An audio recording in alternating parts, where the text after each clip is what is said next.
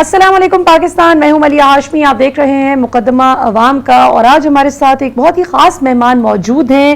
بات کریں گے جی آج کے پروگرام میں ہم امیر جماعت اسلامی پاکستان جناب سراج الحق صاحب سے۔ سراج الحق صاحب ہمیں جوائن کرنے کے لیے بہت بہت شکریہ۔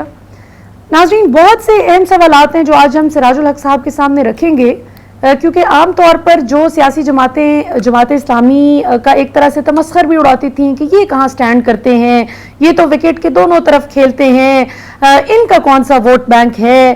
آج لٹرلی پورا پاکستان کا جو سیاسی ڈھانچہ ہے وہ جماعت اسلامی کو ایک ایسی سین وائس کے طور پر دیکھ رہا ہے جو تمام سیاسی جماعتوں کو ایک ٹیبل پر بیٹھ کر سیاسی اور جمہوری انداز میں اپنے مسائل کو حل کرنے کی طرف لے کر جانے کی بات کر رہے ہیں۔ سراج الحق صاحب، پہلے تو ہمیں جوائن کرنے کے لیے بہت بہت شکریہ، اور پھر آپ کو بہت بہت مبارک، ماشاءاللہ اللہ تعالیٰ نے آپ کو نئی زندگی نوازی۔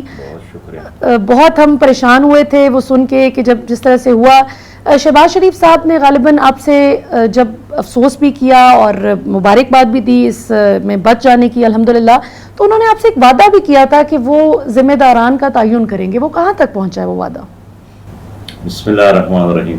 پہلی بات تو یہ ہے کہ آپ کا بہت شکریہ، اور آپ جیسے ان تمام بیٹیوں کا اور بہنوں کا شکریہ جنہوں نے مشکل وقت میں ماؤں کا شکریہ ہمیں یاد کیا۔ اور صحیح بات یہ ہے کہ جب تدبیر ناکام ہو جاتی ہے اور عقل بھی وہ رہ جاتی ہے تو پھر یہی دعائیں انسان کے کام آ جاتی ہے۔ تو اس دعا کے ساتھ کیا آپ ہمیں دعاؤں میں اسی طرح یاد رکھیں گے۔ اگلی بات یہ ہے کہ ظاہر ہے اس طرح کا اقدام کسی ایک فرد کا نہیں ہوتا ہے جی، اور اس طرح بڑے اقدام کے پیچھے بہت بڑے بڑے آرگنائزیشن ہوتے ہیں۔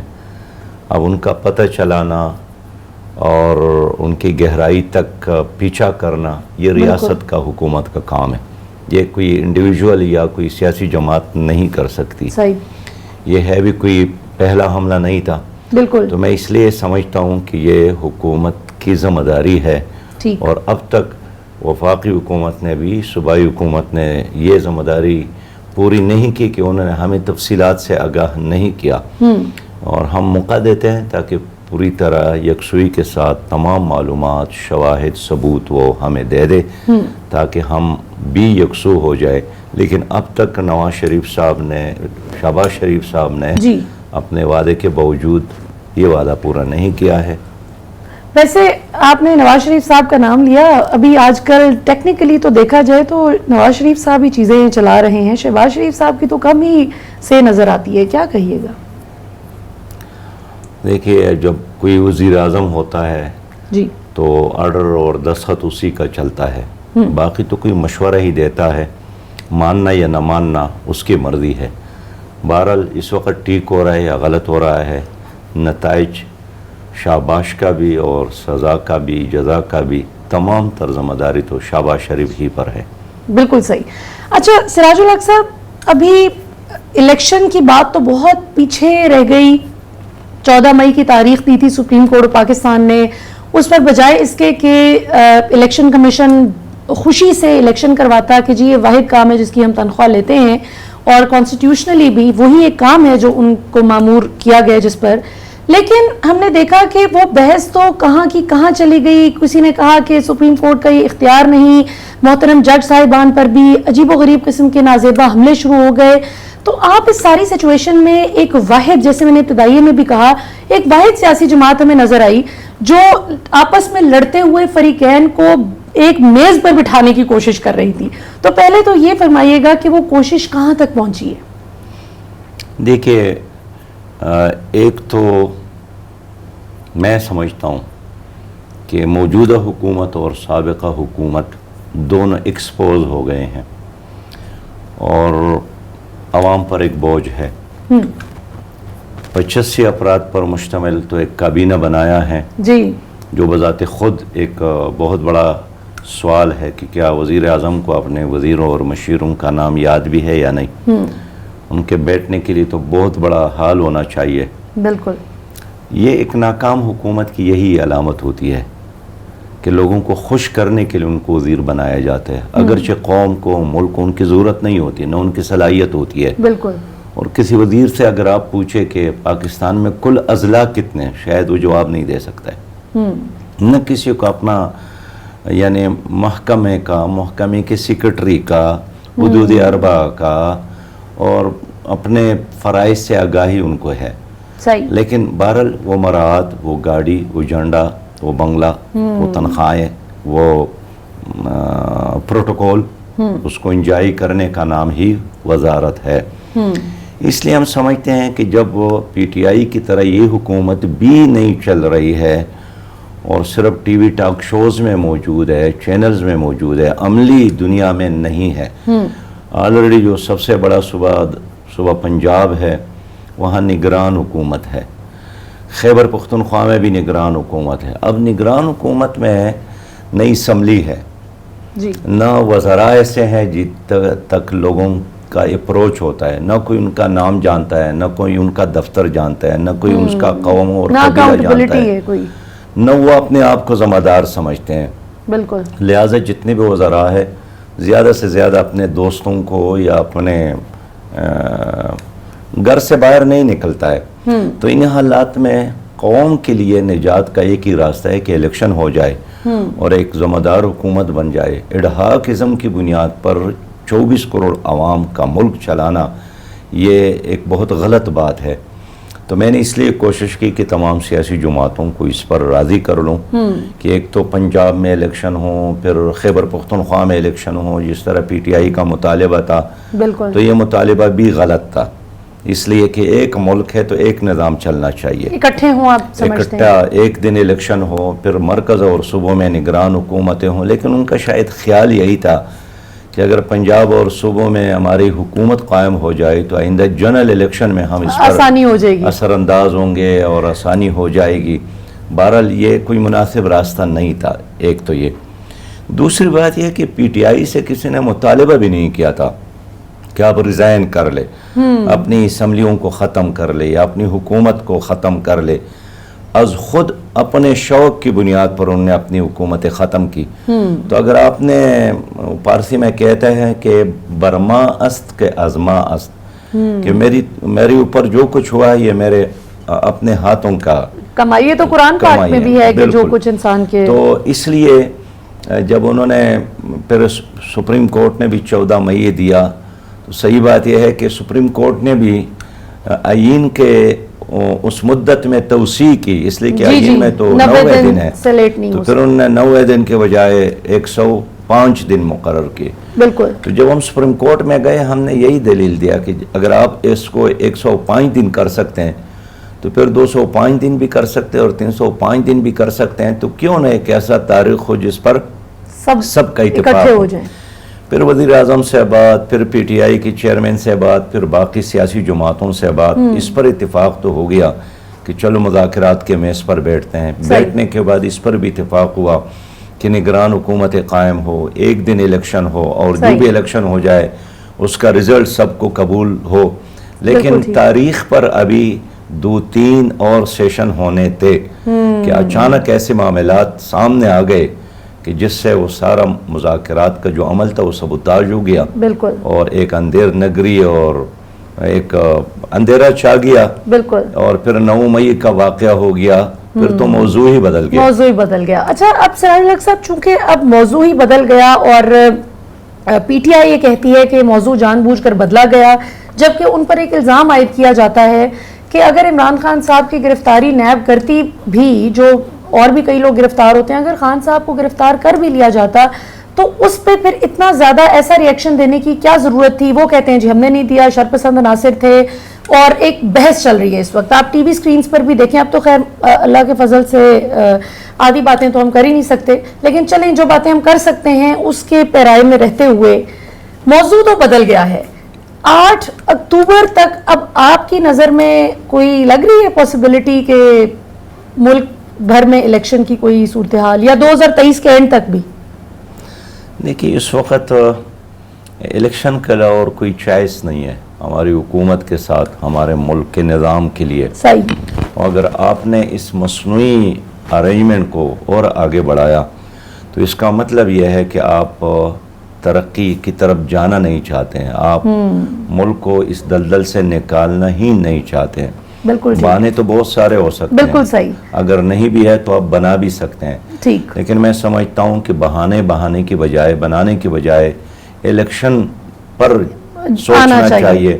البتہ یہ ضروری ہے کہ الیکشن سے قبل تمام سیاسی جماعتوں کو اکٹھا کیا جائے اور کنسنسس ڈیولپ کیا جائے تاریخ پر, طریقہ کار پر, اور یہ ذمہ داری ہے الیکشن کمیشن کی بالکل کہ وہ ایک ایسے الیکشن کا انعقاد کرے جس پر سب کا اتفاق ہو اور یقین بھی ہو. اچھا سرور الحق صاحب, آپ سمجھتے ہیں کہ الیکٹرانک ووٹنگ مشین کی جو لیجسلیشن عمران خان دور میں ہوئی تھی, اگر اس کو ریورس نہ کیا جاتا, اس پی ڈی ایم حکومت آتے ہی یہ اس کو نہ ریورس کرتی, اوورسیز پاکستانیز کا ووٹنگ رائٹ نہ ان سے چھینتی, تو شاید آج تھوڑی سی پبلک سپورٹ ان میں بہتر ہوتی ہے. اور الیکشن کی ٹرانسپیرنسی کے حوالے سے بتائیے کہ آپ کے خیال میں مینول سسٹم بہتر ہے جو چلا آ رہا ہے, جس میں کہا جاتا ہے کہ بوگس ووٹس بھی لاکھوں کی تعداد میں ڈل جاتے ہیں, یا پھر الیکٹرانک ووٹنگ مشین آپ کو لگتا ہے کہ؟ پہلی بات تو یہ ہے کہ اچھی نیت چاہیے. اگر آپ نے طے ہی کیا ہے کہ میں نے دانلی ہی کرنا ہے تو اگر ایک طریقہ نہ صحیح, آپ عملے کو خریدیں گے, پولنگ بوتھ پر اثر انداز ہوں گے, پولنگ سٹیشن کے عملے پر اثر انداز ہوں گے, تو یہ خراب پریکٹس صرف ہمارے ملک میں ہے کہ الیکشن میں دانلی کا بہت پہلے سے پلان تیار کیا جاتا ہے, بلکہ یہ بھی طے کیا جاتا ہے کہ کس صوبے میں کس پارٹی کی حکومت ہو, پھر یہ بھی طے کیا جاتا ہے کہ کس حلقے میں کون کامیاب ہو, اور یہی وجہ ہے کہ ہمارے ملک میں جمہوریت مستحکم نہیں ہو سکی. تو الیکٹرانک مشین تو بہت بات کی بات ہے. پہلی بات یہ ہے کہ الیکشن ہو, دوسری بات یہ ہے کہ الیکشن کمیشن کی جو ذمہ داریاں ہیں اس کو نبھانے کے لیے پرعزم ہو. تیسری بات یہی ہے کہ ماضی میں دانلی کی جتنی بھی طریقے ہیں وہ راستوں کو بند کیا جائے. باقی جب آپ پوچھتے ہیں الیکٹرانک مشین, نہ کسی نے دیکھا ہے نہ کسی نے آزمایا ہے, اور ایک نام ہے جو آپ نے بھی سنا ہے, میں نے بھی سنا ہے کہ الیکٹرانک مشین, لیکن الیکٹرانک کا نام آتی ہی آدمی سوچتا ہے کہ اگر اس دن لوڈ شیڈنگ ہو گئی اور الیکٹرانک مشین میں بجلی نہ رہی پھر کیا ہوگا. اس لیے میں سمجھتا ہوں کہ اویلیبل سورسز کے ساتھ ہمیں الیکشن پہ جانا چاہیے. ہاں, جہاں تک الیکٹرانک مشین ہے اس کو ہم بلدیات میں آزمائیں, کسی ایک ضلع میں آزمائیں, اگر اس کا رزلٹ اور نتیجہ صحیح رہا, شفاف رہا, تو پھر اس کو پورے ملک میں آپ اس کو آزما سکتے ہیں. لیکن پوری پاکستان کو آزمائش میں ڈالنا اور الیکٹرانک مشین میں پاکستان کو ڈالنا نہیں پورٹیبل ہوتی ہے میرا خیال ہے. اچھا سرور الحق صاحب, یہ بتائیے کہ اگر فرض کیا کہ الیکشن میں اس دفعہ آپ کو اچھی سیٹس ملتی ہیں تو اور آپ اس پوزیشن میں ہوتے ہیں جماعت اسلامی کی کوئی وہ لیجسلیشن میں اپنا انپٹ دے سکے, تو ایسی کون سی چیدہ 3-4 چیزیں ہیں جو آپ کو لگتا ہے کہ ابھی پاکستان کے نظام میں اس طرح سے نہیں ہیں, کوئی اور جماعت نہیں کر سکی, جو آپ لوگ کریں گے؟ دیکھیے, پہلی بات تو ہمارے ملک کی معیشت ہے, جو اس وقت بھی ابھی میں بجٹ کا فگر پڑھ رہا تھا, انہیں 14,500 بلین کل بجٹ ہے. صحیح بات یہ ہے کہ یہ کسی ایک شہر ہی کا تو ہو سکتا ہے, 24 کروڑ عوام کا اتنا. اگر آپ نے 11,000 ارب صرف ترقیاتی کاموں کے لیے رکھے ہیں تو یہ تو ایک سکیم کے لیے ناکافی ہے. یہ معاشی ناکامی جو ہے نا, یہ ہمارے ملک کی سب سے بڑی ناکامی. دیکھیے بہن, پہلے زمانے میں وہ ملک مضبوط سمجھا جاتا تھا جس کی فوج بڑی ہوتی تھی یا جس کے ساتھ اسلحہ زیادہ ہوتا تھا, لیکن آج کے زمانے میں جس ملک کی کرنسی طاقتور ہو, جس ملک کی معیشت بہتر ہو, وہ ملک طاقتور سمجھا جاتا ہے. اللہ نے ہمیں موقع دیا تو سب سے پہلا کام یہ ہے کہ ہم معیشت کو بہتر بنائیں گے, اور معیشت کو بہتر بنانے کے لیے سودی نظام کا خاتمہ یہ بہت ضروری ہے. اس لیے کہ قرضوں کی بنیاد پر آپ یہاں پر آئی ہیں نا جی, تو اگر آپ کسی پڑوسی سے 50 کروڑ قرض لے لیتے کہ میں نے کل آپ کو دینا ہے, تو کیا آپ اس کے نتیجے میں کروڑ پتی آپ کو سمجھتے تھے؟ اس لیے قرضوں کی بنیاد پر نہ ملک ترقی کر سکتا ہے, نہ کوئی قوم ترقی کر سکتی ہے. تو ہم نے سب سے پہلا کام یہ ہے کہ ہم نے سودی نظام کے خاتمے کی بجائے, اس لیے کہ جب حرام آپ کھاتے ہیں اللہ کے ساتھ ظلم کرتے ہیں, یہ استحصال ہے. اب دیکھیں, یعنی 1931 میں علامہ اقبال نے اس نظام کے بارے میں کہا ہے. 1931 کب کی بات ہے؟ کہ این بنوک این فکر چالاک یہود. تو دیکھیں علامہ اقبال نے 1931 میں فرمایا تھا کہ این بنوک این فکر چالاک یہود, کہ بینکوں کا یہ جو موجودہ نظام ہے یہ تو چالاک یہودیوں کی سازش ہے. تا نور حق از بند آدم ربود از سینہ آدم ربود, تاکہ آدم کی سینے سے نور ختم کرے. اور اس نے اتنی سخت بات کی ہے کہ تا تہ و بالا نہ گردد ای نظام, جب تک آپ سودی نظام کو ختم نہ کریں, تہ و بالا نہ کر دے, تو آپ ترقی نہیں کر سکتے. بالکل صحیح. تو میں اس لیے کہنا چاہتا ہوں کہ سودی نظام ختم کرنا ہے. اب اس کے لیے کوئی آئین میں ترمیم کی ضرورت نہیں ہے, یہ تو آلریڈی آئین میں لکھا ہے, شریعت میں بھی ہے, قرآن اور حدیث میں لکھا بالکل ہے, جی, بالکل. اسلامی نظریاتی کونسل کی سفارش ہے, وفاقی شرعی عدالت کا فیصلہ ہے. بالکل. تو ہم انشاءاللہ تعالیٰ سودی نظام کو ختم کریں گے. ایک بات, یہ سب سے اہم بات ہے. بالکل پھر صحیح. اس کا متبادل نظام کیا ہے؟ اس کا متبادل ہے ہمارے ساتھ عشر اور زکوٰۃ کا نظام. اس وقت 31 لاکھ لوگ آپ کو انکم ٹیکس دیتے ہیں. ہمارے جائزے کے مطابق 7.25 کروڑ لوگ اس کے قابل ہیں کہ آپ کو زکوٰۃ دے دے. یہ اللہ کا حکم ہے 2.5%. بالکل. تو اس وقت جو 42 اقسام کے ٹیکسز آپ لوگوں سے لیتے ہیں, اس کی جگہ اچھی بات یہ ہے کہ آپ جو اللہ کا حکم ہے 2.5% جی, آپ قوم سے وہ لے لے. پھر یہ جو اگلا اہم کام ہے نا جی, وہ ملک میں انصاف ہے. انصاف کے بغیر, میرٹ کے بغیر کوئی قوم ترقی نہیں کر سکتی. فی الوقت یہ جتنا نظام ہے اور نظام کو چلانے والی یہ فیسیلیٹیٹر ہے, یہ حکمران ہے, یہ انصاف کے راستے میں رکاوٹ ہے, یہ میرٹ کے راستے میں رکاوٹ ہے. جماعت اسلامی کی حکومت آئے گی تو انصاف دے گی اور میرٹ کی حکمرانی اور بالادستی قائم کرے گی. تیسری بات یہ ہے کہ سرکولیشن آف منی ہو, یعنی دولت چند ہاتھوں میں جمع نہ ہو. بالکل. یہ اللہ کا جو نظام معیشت ہے اس کا بنیاد یہی ہے کہ لا یکون دولتا بین الاغنیاء, کہ دولت صرف چند سرمایہ داروں کے ہاتھوں میں جمع نہ ہو. بالکل. اب سرکولیشن آف منی کا راستہ یہی ہے کہ آپ بڑے لوگوں سے لے لے, غریبوں پر خرچ کر لے. تو ہماری حکومت میں جو ٹیکس ہوگی نا, یہ غریب اور امیر پر برابر نہیں ہوگی, یہ آمدن پر ہوگی. پروگریسو ٹیکسیشن سسٹم ہوگا. اور اس طرح زمین پر جو ٹیکس ہوگا وہ بھی اس کے پیداوار پر ہوگا. تو اگر آپ نے یہ اور یہ ایسی بات نہیں ہے کہ پہلے ہم نے دیکھا نہیں ہے, یا ہو نہ سکتا. 1000 سال مسلمانوں نے حکومت کی ہے اور یہ ایک ایکسرسائز پہلے سے ہوا ہے. بالکل صحیح. ایک ہم فوکس کریں گے ایجوکیشن پر, اس لیے کہ ایک ان پڑھ قوم موجودہ دنیا میں کبھی ترقی نہیں کر سکتی ہے. ماں اور بہنوں اور بیٹیوں کو تعلیم یافتہ بنائیں گے تاکہ اس کے گود میں ایک تعلیم یافتہ ماں ایک اچھی قوم تیار کر سکتی ہے.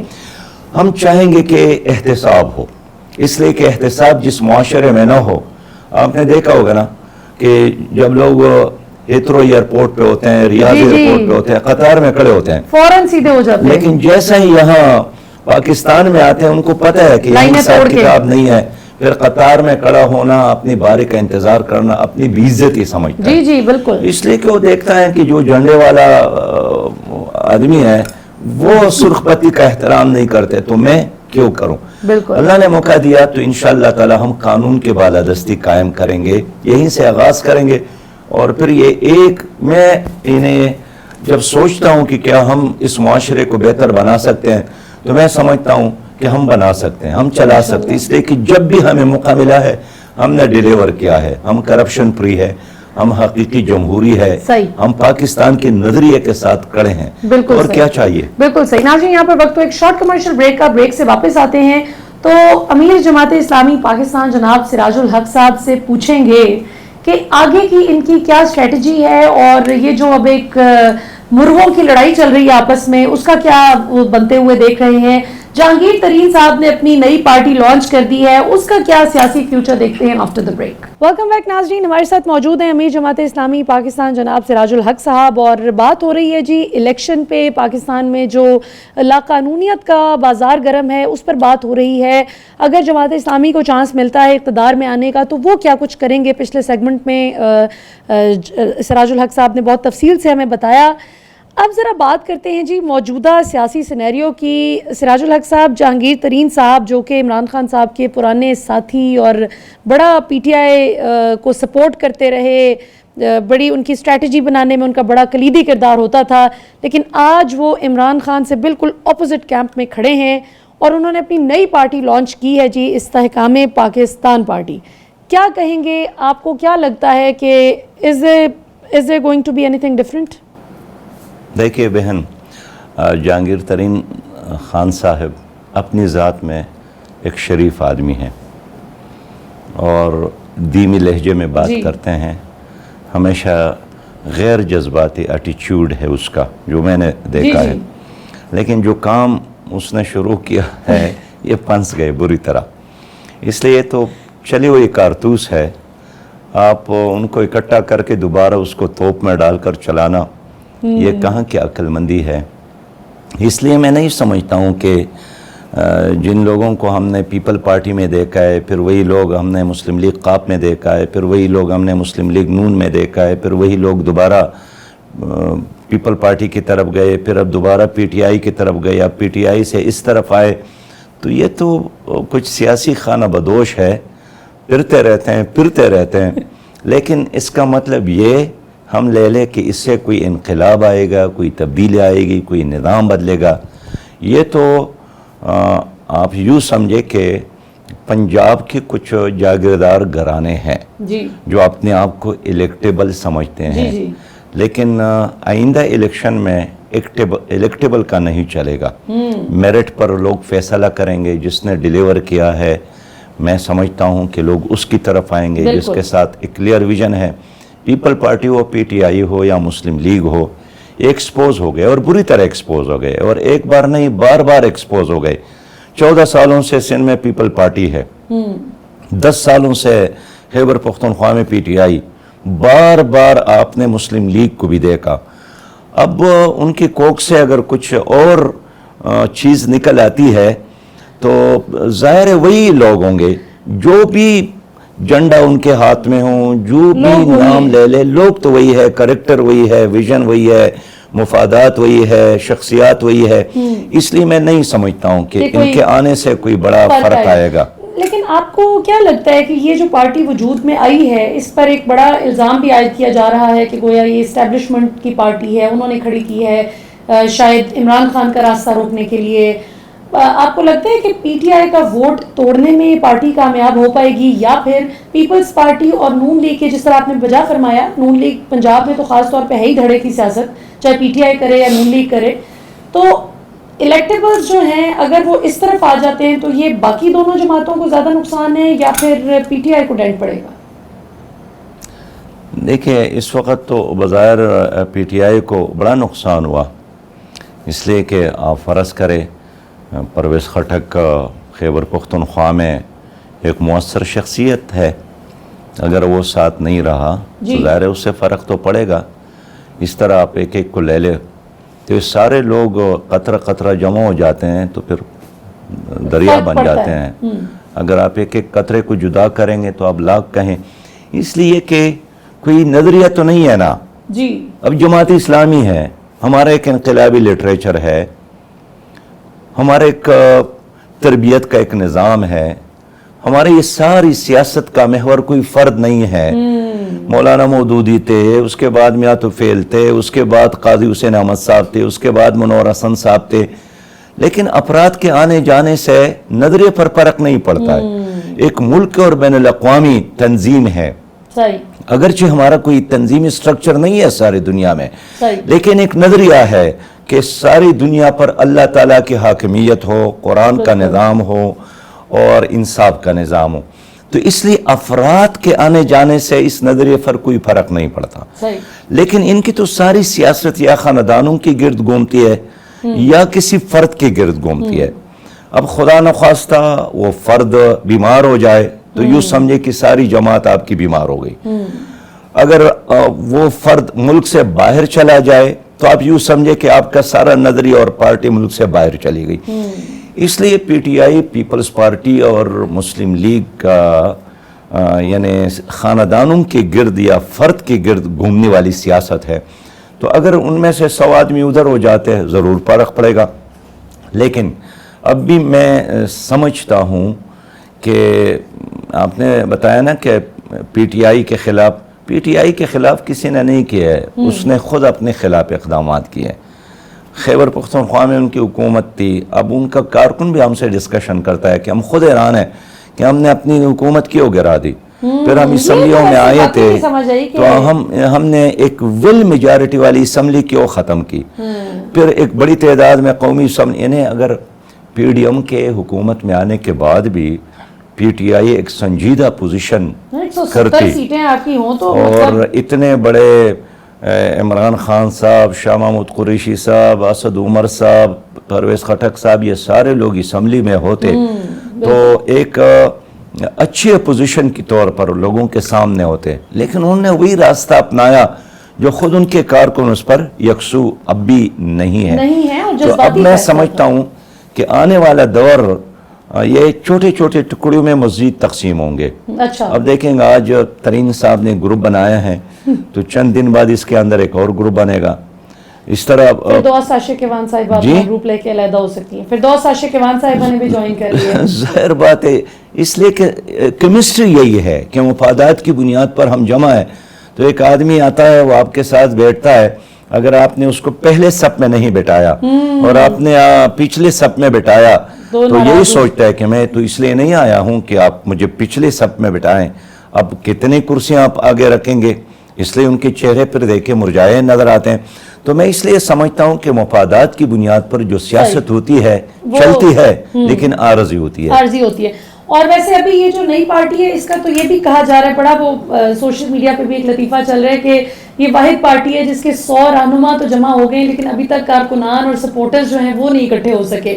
جبکہ جماعت اسلامی کی, اب میں آپ سے تھوڑا سا یہ سمجھنا چاہوں گی as a student of politics, کیونکہ میں نے 2012 میں پہلی مرتبہ کراچی کا جب وزٹ کیا تو آئی واز پلیزنٹلی سرپرائزڈ, کیونکہ میری زندگی لاہور میں گزری تھی اور میں نے کبھی بھی جماعت اسلامی کا سوائے پنجاب یونیورسٹی کے اوور آل لاہور کی پالیٹکس میں اتنا ہولڈ نہیں دیکھا تھا جتنا میں نے کراچی میں بڑا ایک منظم قسم کا آپ کا ایک سسٹم دیکھا, تنظیم دیکھی, اور باقاعدہ جس طرح یہاں پہ پی ٹی آئی اور پی ایم ایل این کی بات ہوتی ہے پنجاب میں, اس طرح سے میں نے پیپلز پارٹی اور جماعت اسلامی کو کمپیٹیٹرز کے طور پہ دیکھا کراچی میں, اور ابھی بھی بڑے سیریس کینڈیڈیٹ کے طور پر دیکھا جاتا ہے. ابھی پی ٹی آئی نے بلکہ آپ لوگوں کے ساتھ اتفاق کیا حافظ نعیم صاحب پہ.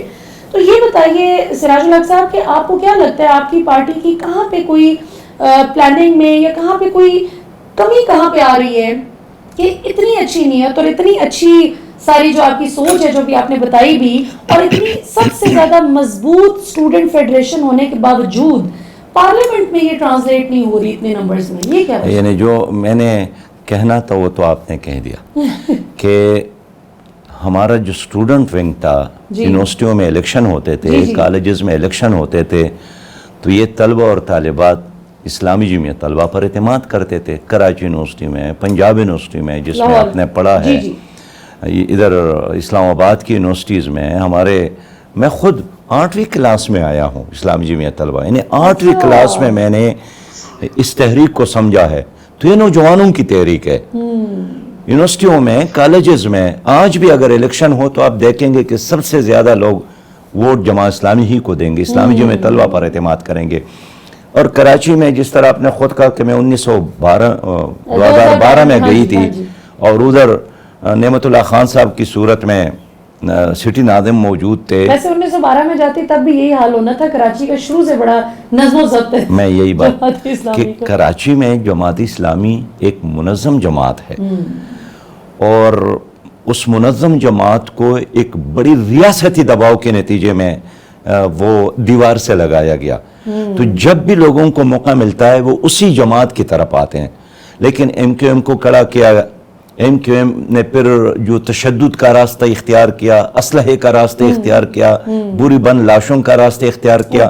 جماعت اسلامی اس طرف نہیں جانا چاہتی تھی. صبر کے ہمارے لوگ شہید ہو گئے, زخمی ہو گئے, کالجز سے نکالے گئے, لیکن صحیح بات یہ ہے کہ جماعت اسلامی نے ضبط سے کام لیا اور اپنے کارکن کو اسلحے کے مقابلے میں اسلحہ نہیں دیا, ڈنڈے کے مقابلے میں ڈنڈا نہیں دیا. اب جب تھوڑا بہت موقع ملتا ہے نا سانس لینے کا اور ووٹ دینے کا, لوگ اسی طرف آتے ہیں. باقی ملک میں بھی اگر آزادانہ الیکشن ہو جائے اور پہلے سے مینجمنٹ نہ ہو، انجینئر الیکشن نہ ہو، حلقے تقسیم نہ ہو، صوبے تقسیم نہ ہو، اور 3 ادارے غیر جانبدار ہو جائے، ایک الیکشن کمیشن، دوسرا سپریم کورٹ اور تیسرا اسٹیبلشمنٹ، اور یہ 3 ادارے طے کر لے کہ ہم عوام کو آزاد چھوڑتے ہیں، جس کو چاہے ووٹ دے دے، میرا ایمان یقین ہے کہ لوگ جماعت اسلامی کو پسند کریں گے، اعتماد کریں گے، ہمارے ترازو پر ٹپے لگائیں گے. کیوں؟ اس لیے کہ لوگ کرپشن کے خلاف ہیں اور کرپشن فری جماعت اسلامی ہے. لوگ خدمت چاہتے ہیں اور سب سے زیادہ خدمت کرنے والی جماعت اسلامی ہے. لوگ جمہوریت پر یقین رکھتے ہیں اور حقیقی معنوں میں جمہوری جماعت اسلامی ہے. اور لوگ چاہتے ہیں کہ مڈل مین، عام آدمی اسمبلیوں میں پہنچ جائے، جاگیردار اور سرمایہ دار کی بجائے. یہ صرف جماعت اسلامی ہی ہے جو عام لوگوں کو سیاست میں مواقع دیتی ہے.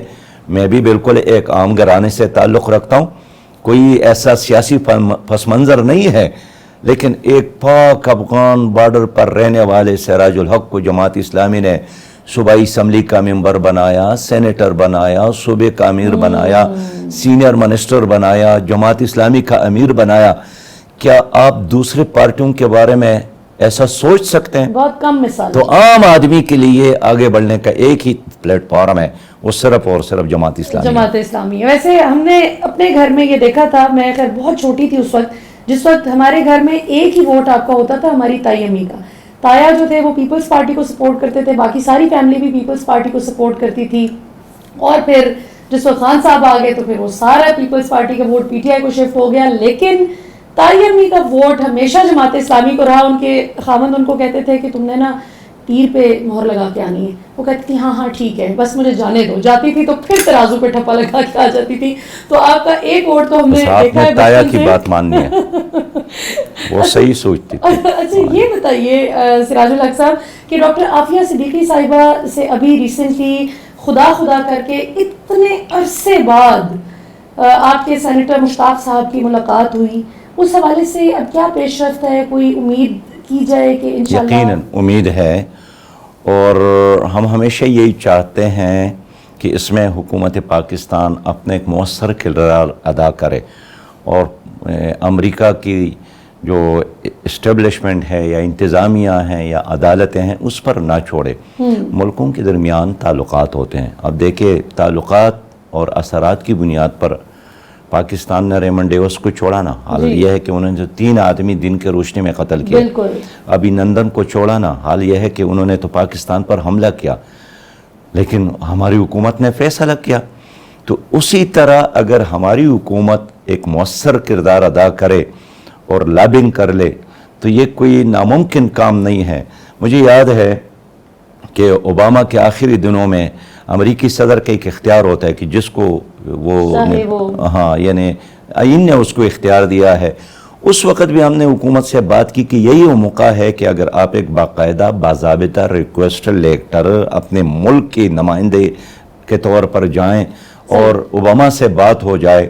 لیکن یہ سارے بار گئے، انہوں نے ایک بار بھی یہ بات سنجیدگی کے ساتھ نہیں کی. ہمارے مشتاق احمد خان صاحب وہاں گئے، ان کی بہن وہاں گئی، ملاقات ہو گئی ہے، اور ہم چاہیں گے انشاءاللہ تعالیٰ کہ اپنی حکومت کو مجبور کر لے کہ اپنی ریاست حکومت تمام اثرات استعمال کرے اور ڈاکٹر عافیہ کو اس کی زندگی میں امریکہ سے یہاں لایا جائے. بالکل صحیح. ناظرین یہاں پر وقت تو ایک شارٹ بریک کا، بریک کے بعد آخر میں آئیں گے اور بس آخری 1-2 سوالات کریں گے. ہمارے ساتھ موجود ہیں امیر جماعت اسلامی پاکستان جناب سراج الحق صاحب. اسٹے ٹیون، کہیں نہ جائیے گا. سی یو آفٹر شارٹ بریک. جی ناظرین ہمارے ساتھ موجود ہیں جی امیر جماعت اسلامی صاحب، جو کہ اس وقت ہم بہت ہی دلچسپ ہمارا انٹرویو کا سلسلہ چل رہا ہے، اور بریک سے پہلے ہم نے کچھ بڑے مفصل سوالات کے جوابات لیے جس میں انہوں نے پوری اپنا بتایا کہ اگر یہ اقتدار میں آتے ہیں تو پھر کیا ہوگا، اور ہم نے کچھ ایسے سوالات بھی کیے کہ وہ کیا گیپس ہیں جن کی وجہ سے جماعت اسلامی اقتدار میں نہیں آ پا رہی، باوجود اس کے کہ گراؤنڈ پہ اتنی سپورٹ تو موجود ہے کہ جتنی سیٹس جماعت اسلامی کو ملتی ہیں اسے زیادہ ملنی چاہیے. تو کیا وجہ ہے؟ تو اس کا انہوں نے بڑا تفصیلی جواب دیا. آخر میں امیر صاحب آپ سے ایک بڑا امپورٹنٹ سوال کرنا چاہوں گی جو بڑا ذرا غیر روایتی سا ہے. اور وہ یہ کہ شاید سوچتے سب ہوں گے، اس پہ بات نہیں لوگ کرتے، کہ جب بھی کوئی شخص، بھلے آپ ہیں، عمران خان ہیں، یا کوئی بھی دوسرے لیڈر، جب اسلام کی بات کرتے ہیں، جب کہتے ہیں کہ ہم نے اسلام کا اس پہلو سے نفاذ کرنا ہے ملک میں، تو اس کو ہمارے ملک میں باوجود اس کے کہ اسلامی جمہوریہ پاکستان ہے، یہ کیوں کہا جاتا ہے کہ مذہب کارڈ کھیل لیا یا مذہب کو بیچا جا رہا ہے؟ مذہب تو ایک مکمل ضابطہ حیات ہے. تو اس کو آپ پالیٹکس کے ساتھ کیسے ریلیٹ کر کے لوگوں کو کیا پیغام دیں گے کہ اس کو مذہب کارڈ کہنا بند کیا جائے؟ We should implement it. اصل میں یہ تو ایک جہالت والی بات ہے. پاکستان تو بنا ہی دین کے نام پر ہے. پاکستان کا مطلب لا الہ الا اللہ ہی تھا. اور اگر یہ کوئی ایک دینی اور اسلامی ریاست نہ بنتی تو لوگ کروڑوں کی تعداد میں نکل کر کیوں احتجاج کرتے تھے، محنت کا جدوجہد کرتے تھے، پھر ہجرت کیا، پھر اپنے پیاروں کو اس کے خاطر شہید کیا. تو میں سمجھتا ہوں کہ آپ کا آئین کیا کہتا ہے. آپ کا آئین یہی ہے کہ اسلامی جمہوری پاکستان ہے. قرآن اور سنت یہاں بالادست قانون ہے. آپ کے آئین کہتا ہے کہ کوئی ایسا قانون نہیں بن سکتا جو قرآن اور سنت کے خلاف ہو. اس لیے اسلامی نظریاتی کونسل وجود میں آئی ہے، وفاقی شرعی عدالت موجود ہے. تو میں سمجھتا ہوں کہ یہ کہنا کہ کوئی دین کی بات کرے تو آپ اس کو تانا دے کہ آپ نے تو پھر دین کی بات کی، یہ جہالت پر مبنی بات ہے. باقی سیاست دو طرح کی ہے. یعنی جس طرح اگر دودھ کو آپ لے لے، ایک حرام دودھ ہے، ایک حلال دودھ ہے. بالکل. گوشت کو لے لے، حرام گوشت بھی ہے، حلال گوشت بھی ہے. یعنی گیدڑ کا، سور کا گوشت تو حرام ہے نا. بالکل. دمبے کا، بکری کا، گائے کا گوشت. اسی طرح ایک سیاست اچھی سیاست ہے، وہ سیاست جس کا مقصد انسانوں کی فلاح اور کامیابی ہو. اور وہ سیاست جس کا مقصد اور محور ایک ذات کا، ایک خاندان کا، یا ایک ڈکٹیٹر کا، یا ایک جرنیل کا، یا ایک سیاستدان کی بالادستی ہو. میں سمجھتا ہوں یہ منفی سیاست ہے. تو ہمارے ملک میں اس وقت تک جو سیاست چلی آ رہی ہے یہ زیادہ تر افراد کے گرد، خاندانوں کے گرد گھومتی ہے، نظریات کے گرد نہیں ہے. اور یہی وجہ ہے کہ لوگ اس سے نالاں ہوتے جا رہے ہیں. تو اگر آپ نے یہ طے ہی کیا کہ یہاں دین کی بات نہیں کرنی ہے تو آپ پاکستان کی نظریہ کی نفی کرتے ہیں. لیکن یہ عمومی بات نہیں ہے، یہ بہت کم لوگ ہیں. خان صاحب سے لوگوں کا مطالبہ یہ نہیں تھا کہ آپ مدینہ کی اسلامی ریاست کی بات نہ کریں.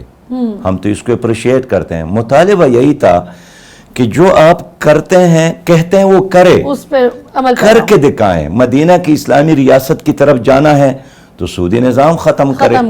مدینہ کی اسلامی ریاست کے طرف جانا ہے تو آپ طبقاتی نظام تعلیم ختم کرے. مدینہ کی اسلامی ریاست کی طرف جانا ہے تو کرپشن ختم کرے. مدینہ کی اسلامی ریاست کی طرف جانا ہے تو اپنے آپ کو احتساب کے لیے، حکمران کو احتساب کے لیے، اپنی ذات کو احتساب کے لیے پیش کرے. بالکل صحیح. یہ جھگڑا نہیں تھا کہ آپ دین کی بات نہ کریں. جھگڑا اسی پر تھا کہ جو بات آپ کرتے ہیں اس پر عمل کریں. اور فضل الرحمان صاحب سے بھی اکثر لوگ یہی جھگڑا کرتے ہیں کہ آپ دین کی بات کرتے ہیں لیکن اس پہ کوئی. مولانا فضل الرحمان صاحب تو اس وقت پی ڈی ایم کا سربراہ ہے، اس حکومت کا امام ہے. اچھا. تو اس امام کے بارے میں ہم اتنا ہی کہہ سکتے ہیں کہ اس حکومت کے سے ہم یہی توقع رکھتے تھے. 1 سال تو ہو گیا کہ کم از کم مولانا اس کا سربراہ ہے تو یہ سودی نظام ختم کرے گا. مولانا اس کا سربراہ ہے تو ہمارے جو ملک میں عریانی ہے، فحاشی ہے، ظلم ہے، بدامنی ہے، یہ ختم ہوگا. لیکن افسوس یہی ہے کہ جو کام پیپل پارٹی والے کرتے تھے، پھر مسلم لیگ والے کرتے تھے، پھر پی ٹی آئی والے کرتے تھے. پی ٹی آئی کا بیان اب یہی تھا نا کہ مسلم لیگ نے گن چھوڑا ہے، ہم نے 5 سال میں وہ صاف کرنا ہے. اب پی ڈی ایم کا یہی رونا ہے کہ ہم نے پی ٹی آئی کا گن صاف کرنا ہے. تو یہ ویسے انہیں 5 سال پورے کر لینے دیتے، اس کے بعد یہ ضرور کلیم بھی کر سکتے تھے. آپ کو نہیں لگتا کہ یہ رجیم چینج کر کے ووٹ آف نو کانفیڈنس کے ذریعے عمران خان کو ہٹا کے انہوں نے ان کی سیاست کو بہت اوپر لے گئے ہیں؟ اور دیکھیے سسٹر، میں نے تو یہی، یہاں شہباز شریف صاحب بھی آئے تھے، جناب زرداری صاحب بھی آئے تھے. دونوں کو یہی کہا تھا کہ ان کو چلنے دے، رہنے دے، 5-6 مہینے اور انتظار کرے. لیکن ان کو بہت جلدی تھی. تو ٹھیک ہے, حکومت بات تو کی جلدی چینج تھی تو ہو ویسے؟ گئی ہے. جی کس بات کی وجہ سے اتنی جلدی تھی؟ جلدی یہی تھی کہ بس جتنا جلد ہو سکے ہم اقتدار میں آ جائیں, اس لیے کہ ان کی کیسز تھے, انہوں نے اپنے کیسز ختم کرے, یہی کامیابی تو حاصل کی. لیکن ملک کا جو حشر ہوا وہ آپ کے سامنے ہے. اس لیے میں یہی سوچ رہا تھا کہ یہ لوگ ابھی حکومت تو لیں گے, ہمیں بھی کہا کہ آپ بھی شریک ہو جائے ہمارے ساتھ, اور وزارت مل سکتی ہے, اور آپ لوگوں کا تجربہ بھی ہے. لیکن آپ ان کے تجربے سے گھبرا گئے؟ ہم نہیں گئے ان کے ساتھ, اس لیے کہ ہم جانتے تھے کہ پی ڈی ایم کی حکومت کا وہی حشر ہوگا جو پی ٹی آئی کی حکومت کا ہوا ہے. بالکل صحیح. بہت بہت شکریہ سراج الحق صاحب, آپ ہمارے ساتھ موجود تھے. ناظرین, آپ نے آج کا پروگرام دیکھا, ہمیں اپنا فیڈ بیک ضرور دیجیے گا. کل رات 8 بجے انشاءاللہ آپ سے پھر ملاقات ہوگی. پاکستان ہمیشہ زندہ باد.